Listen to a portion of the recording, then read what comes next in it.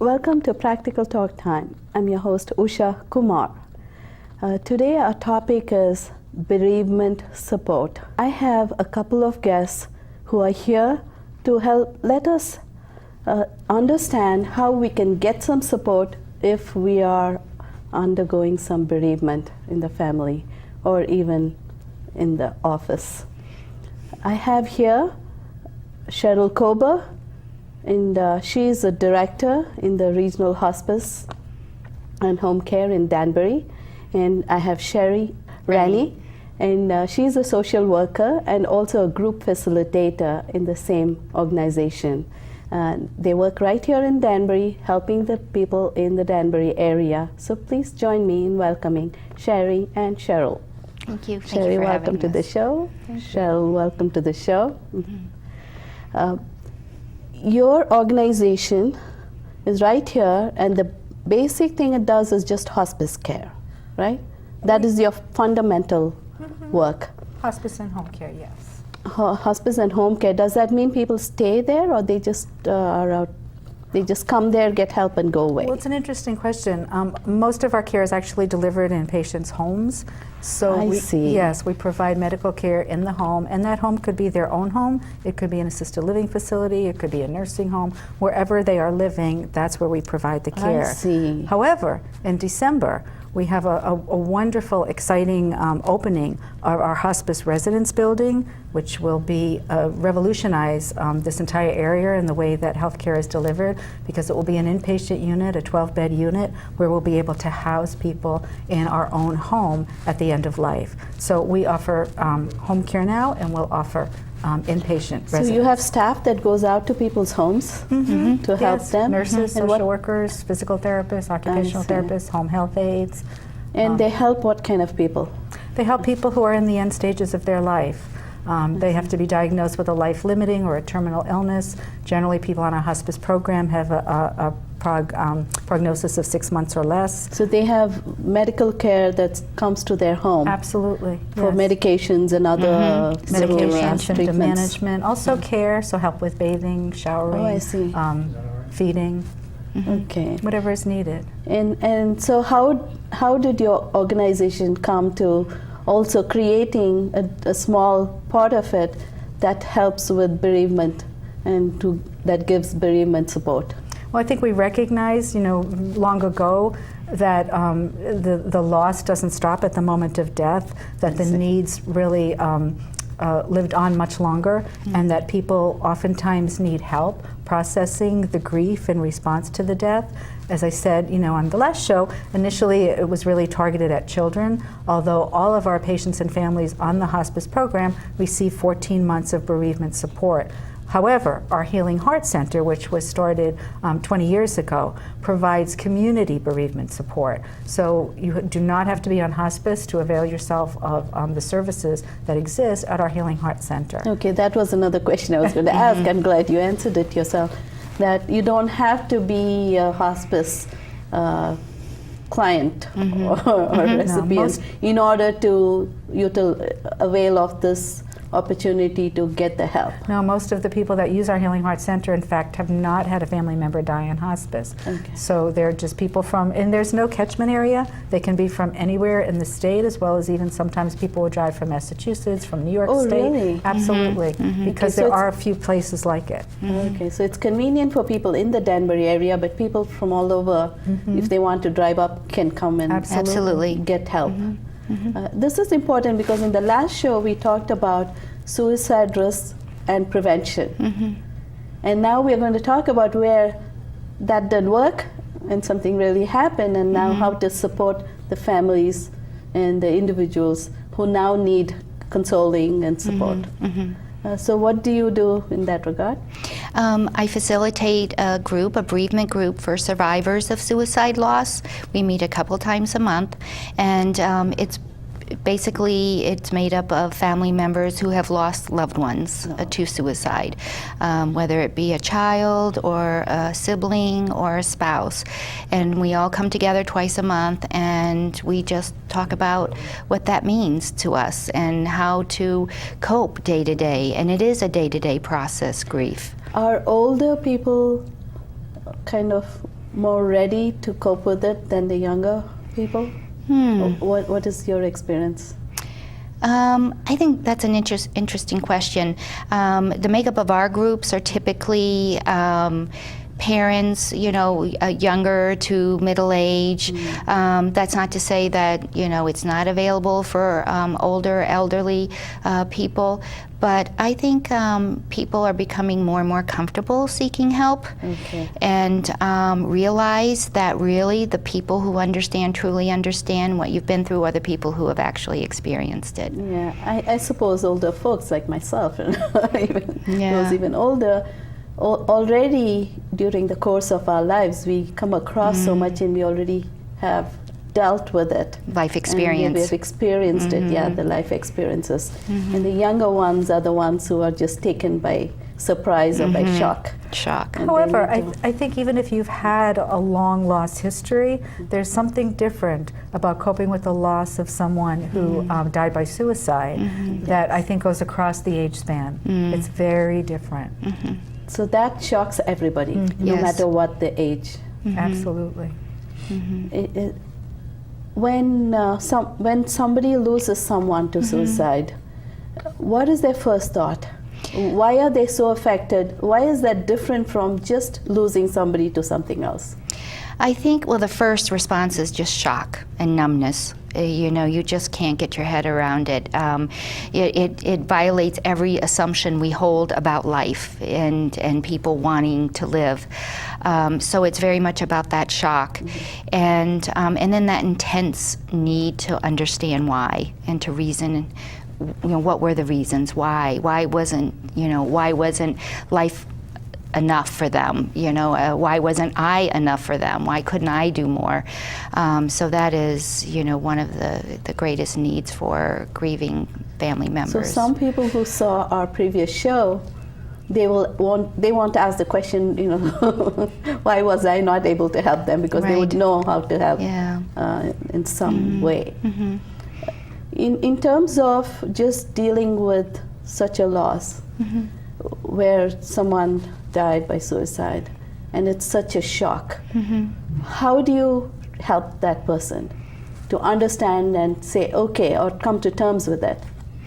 I think the first thing is to reassure them they're not always going to feel this way. I mean, it's just so overwhelming in the beginning, and reassure them that somehow they will get through this, and it is a day at a time, and it is each person's journey is different. Each person's grief is different. We grieve differently at a different pace, and just honoring that, even within the family, understanding while one person may be getting through the day, the other may be, not able to cope at all, and just being able to honor each other's way of grieving.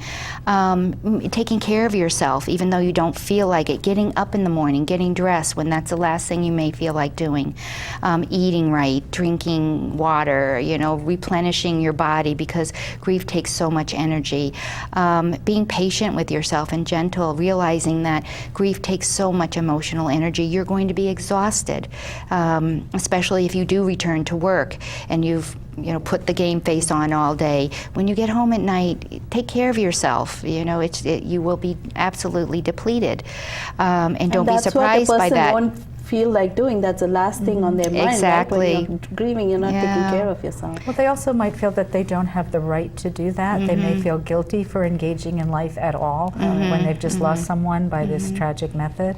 But the other thing I think that's important in Sherry's group is that it's an open-ended group, which means people can come for as long as they want. I see. Other groups may be 6 sessions, 10 sessions, but in this group, there's no limit. So when people come, newly bereaved from a suicide loss, they see people who may have been 2, 3, 4 years down the road, and while the grief is still there, they see that they're functioning, and there is nothing like being in that presence to feel hopeful that maybe that will be you someday. Right.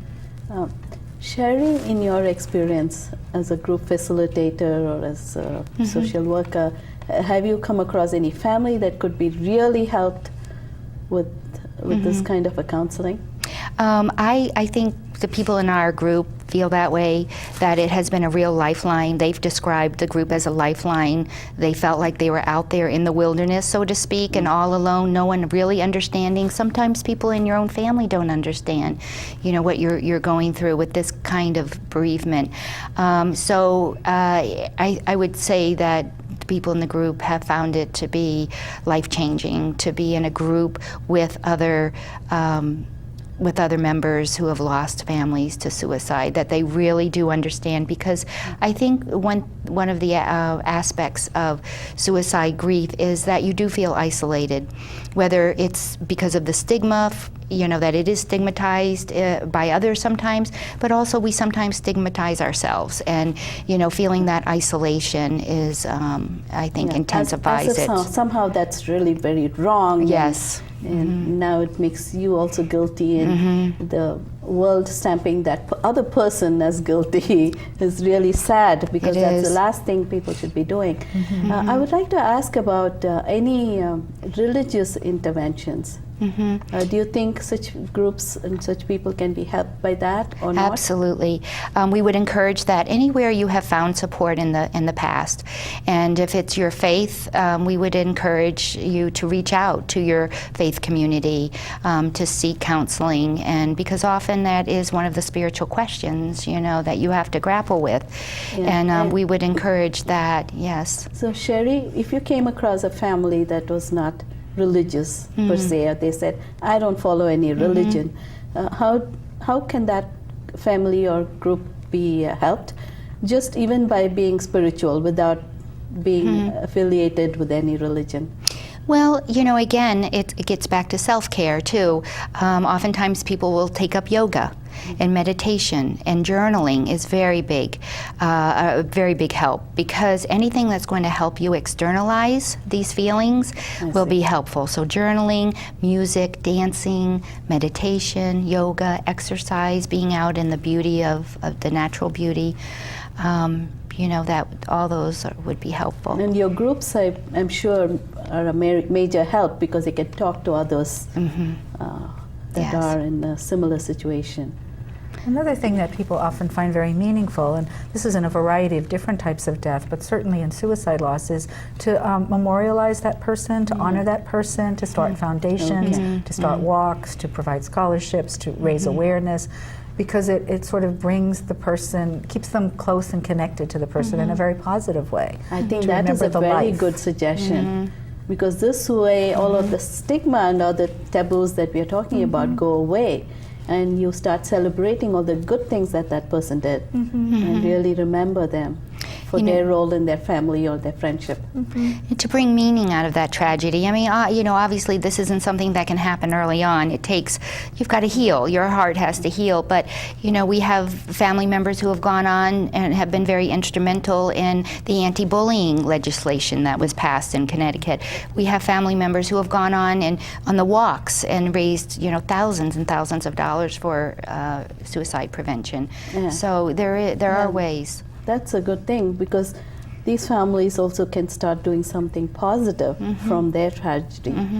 And if they try to stop bullying, the other thing is about gun control, right? That's another discussion. It's a whole different discussion. We've had such discussions. Yeah. I think people can go on our website and watch some of the shows in the archive that we've talked about gun control. There are things like that, substance abuse, so where can you stem that, stop that? I'm just wondering about how do you help families or individuals that are really angry that this person took their lives? For some reason they think they owe them, and they did this, and so it makes them angry. So how should they deal with that emotion? That is a common reaction in any grief, but in particular with this grief. And again, it helps to talk about it. And in the group, we do talk about anger and how to manage anger, and being able to talk through it, being able to run, to exercise, to try to burn off that emotional energy as well is very helpful. But Physical also exercise, I didn't think of that. Very therapeutic. But also to give yourself permission. probably never in your life have you ever sought, help from a mental health professional, but maybe this is the time to do it. And also even to see your primary doctor. We encourage people to see their primary physicians just to get a checkup and, talk to him, let him be aware of what you're going through, and, he might be able to provide some guidance as well for just helping you to cope. It is very much day to day. Sometimes it's hour to hour in the beginning. It's just coping. Thank you, Sherry. That is such a lovely,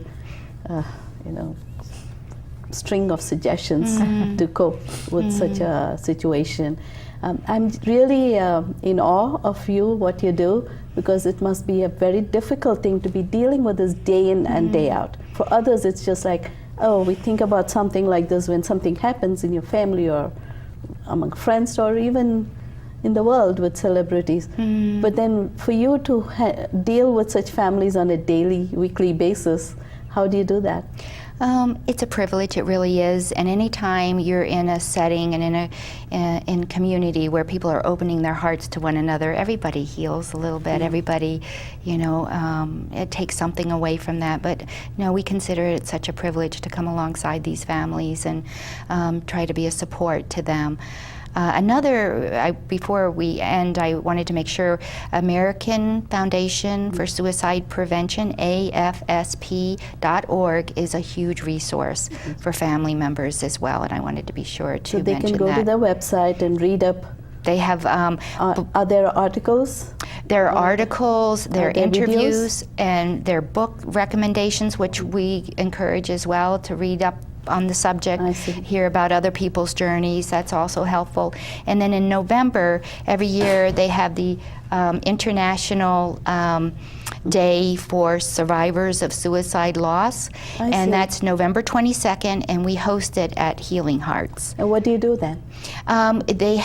It's a telecast, and they have a panel of professionals. It's broadcast across the world, and they have a panel of professionals who talk about suicide loss, as well as family members who have experienced it. Anyone can come and attend? Or? Yes, they need to register. Just call Healing Hearts Center for Grief and Loss. 203-792-4422. Thank you. That's good to give the number. Yes, absolutely. And we've been doing this now, I think, for 5 years.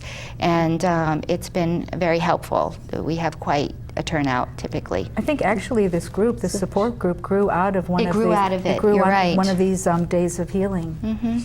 I see. So please tell me a little bit more about the history of this. Well, one thing I'd like to add, to Sherry's beautiful presentation is that groups aren't for everybody. So we understand that, and we realize it might be a process to coming to a point where you feel comfortable talking in a group. So Sherry does an intake with people when they first call the center and inquire about the group. She'll meet with them one-on-one or a couple, and if they feel they're not ready, or if she feels they're not ready, it's a process. So it's a very professionally run group. This is not a self-help group. We have Sherry, we have another licensed clinical social worker as well that runs the group.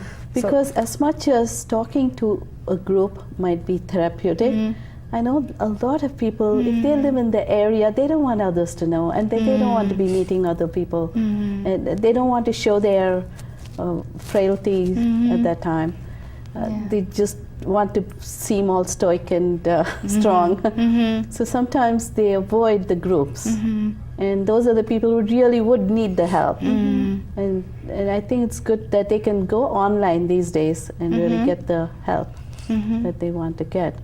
Cheryl, I just want to pick your brain on your experience and what you have learned, and if you can give some examples with how this organization helps bereavement. Well, there's so many examples in so many different types of bereavement. On our hospice program, our families are, to some degree, maybe prepared for the loss because their loved one might have been on our hospice program for a number of days, weeks, months. So we have time to work in concert with the family to prepare them, although I'm not sure you can ever be prepared, but to address some of the issues and to know our families. And that's sort of, I wouldn't say easier, but it feels maybe like we have more time to do our work. But when we see people in our you're able to get to them and have them understand. Absolutely. Our and social kind of workers prepare for and our or give the nurses. support. Exactly. However, that doesn't mean that there's not going to be very complicated bereavement issues that arise upon the death, because we know families are very complicated. We work with families, and oftentimes there are sequelae that we don't even anticipate. And so that is different, but not really easier in a way than our losses that result from traumatic or tragic events. Suicide being one of them, motorcycle accidents, shootings, all kinds of really traumatic and tragic circumstances. And so Healing Hearts is a perfect venue for those individuals to come and get the help they need. And we don't limit it to family members. Oftentimes it's a coworker. I've done bereavement That's support. what friends can get affected by. Absolutely. Or Co-workers. a lot of times you spend more time with the people in your office than you do with the people in your family. So many times I've gone up and done workshops with members of a employment community who just need to talk. Just need to reflect and remember. Our bereavement services are provided in so many different venues. In assisted living, where these people have lived in community for a long time, and people don't think. They say, oh, because so many people die, people don't have reactions to it. It's not true. The nurses in group homes, in therapeutic group homes, these people are family to the people that they take care of. So they are also equally affected. It's just that they can't show it too much because it's their job and they have to do it. Right. So there's so many different circumstances. Loss of child, that's one of our, hugely... I think that would be very difficult for a parent. And it's not the natural course of life. One cannot console them. Well, they can console each other. They can console each other because they know within that group what it feels like to have lost a child. Did your group ever have to work with the Newtown parents? We've been available to the Newtown community. We've done a lot of work with parents, with community members, with siblings in the schools and the homes. So, do you do any follow-up after a few years or? Well, our groups are open-ended. So they're just they can. So, but do parents just stop coming to it? People kind of, stop at their own time. Some people do and some people don't. I think there's a natural progression where sometimes coming and talking about the experience and being exposed to people who have been newly bereaved may not be therapeutic at any given time, but it's different for everybody. We have people in our group who've been there for 5 years, and it helps them to help the newly bereaved family members who come into the group. And we talked about one thing in our previous show about a risk factor. One is where they've recently lost someone to suicide in their circle of friends or family. What they do is they also think that's a way out for themselves. And so it's very important to get that thought out of their head, right? We'll get the support. How do you handle that? Well, I think it's just again important to get the support, and it depends. They could have a genetic predisposition to depression, or it doesn't necessarily mean it's going to happen, but it is a risk factor. So that would be something that we would monitor and be mindful of. And so, how do you approach? What do you tell them? To not think that that's a route for them. I think at that point we may want to refer them, to individual counseling for professional help. So they do have to go to professional counseling. They may need to, and they may need, medication is sometimes a factor that can be helpful, not always. But there's many different avenues to receive help and support. Because it has to do what the person is thinking, right? How their mind is working on this. A little bit, but also what their life circumstances. Who else is there for them in their life? What other communities, what connections they have. So the more connected you are, the better. As long as they're healthy connections. To prevent such risk. But it's a factor. But that's a current day social life. As much as we all think we are connected, I see people constantly on their smartphones and texting and internet and Facebook. But then when you see them, they are just alone. They're not. So it can be deceiving, right? Yeah, it's an issue. They can have 500 Facebook friends and still not have a single person that they talk to when they're alone. Absolutely. And that's where sort of, having connections either in your faith community or, physical activity, gyms, there's lots of different ways to have in-person, face-to-face contact, but, it's a dying art, I think, to use a strange term. I think too what they're, in terms of this connection, what we're seeing now, it's called a self-assessment tool that's online now, that you can go online and actually communicate. Where would you go online for that? Well, they're being implemented in schools, universities, and colleges for students who can, you answer a few simple questions, and if it looks like you are at any kind of risk, then they will connect you with a counselor. So if they have the blues, then they'll have to they'll connect figure you. it out with the questionnaire. Right. Okay. They kind of just to assess, if there are any risk factors there, if you feel you might be at risk, and then they provide the mental health support. So there is a growing awareness about suicide prevention, and a lot of research going into these assessment tools. Do you do any promotions or talks in schools about this? Yes. You do that? Yeah. And do you? Okay. We do, So both yeah. of you go together? We have different roles, but we can go together like we are here, and we can do our separate things, So you kind of oversee the whole program? Yes, yes. But I was as also a director. But you were a social worker before. Well, I'm still a social worker. Still a social and I was, worker. I've been working for hospice off and on for, about 20 years. So I was one of the people in the early days of founding Healing Hearts and in the early days of hospice care. So I feel like I have some of the history, and I do supervise the clinicians that work in the various counseling services. Oh, I see. So clinicians also call you for clarification about a patient? Yeah, they could. They might. Those working for hospice and Healing Hearts. Oh, in the hospice. In the hospice, yeah, okay. under the hospice program. That's a lot of things to handle. I mean, you have your hospice work and plus this particular work that's mostly social service. And I also I teach part-time, because I think that it's an important subject. It's very, dear to my heart, and it's something new social workers should understand. So I teach a course on grief, loss, and bereavement at NYU, just because it's an important, the issues we're talking about here are the same issues that young social workers coming out of school don't really understand. Thank you very much, Cheryl and Sherry. Thank you. It was so wonderful having you, and I hope you'll come back again. Maybe we'll do a live show. Thank you. Thank you. So people Great. can have questions answered directly from you. Thank you so much. Thank you. Thank you all for watching, and that was Sherry Renne and Cheryl Koeber. They are from the Regional Hospice and Home Care, and they are doing this wonderful service for people to help them with the bereavement and giving support for that. I hope you enjoyed the show. Until next time, goodbye.